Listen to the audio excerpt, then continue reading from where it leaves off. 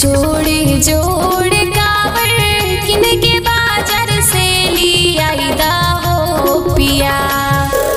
जोड़े जोड़े कावर किन के बाजार से लिया हो पिया।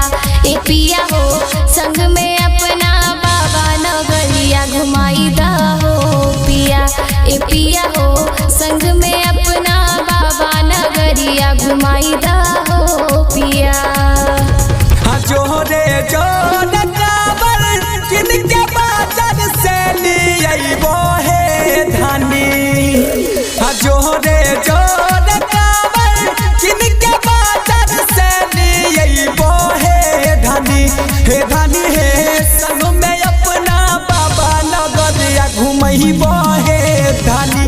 हे धानी हे संग में अपना बाबा नगरिया घुमइबो हे धानी।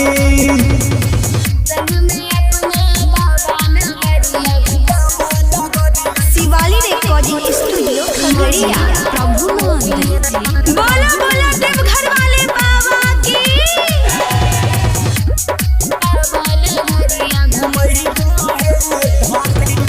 सुंदर से जोड़े कांवड़ सजई हो गेरुआ रंग में हमरा रंगई हो। कंधे पे तोड़ा संगे कांवड़ उठइबो चल भड़े सुल्तानगंज ले जई हो। हाँ हाँ सुइया पहाड़ के करबै चढ़ाई भोले बाबा के मन में बसाई। इनके नाम के जाप हो करबै कठिन रहिया कटत हो जाई। बन के कवड़िया जइबै दिल के श्रद्धा हमरो पुराई दा हो पिया। हे बन के कवड़िया जइहा दिल के श्रद्धा तोहर पुरैबो हे धानी।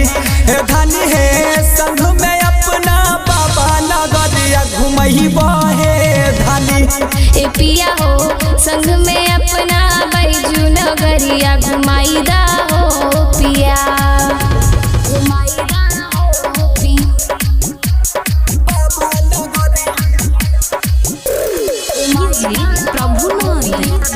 बोलिए शंकर भगवान की।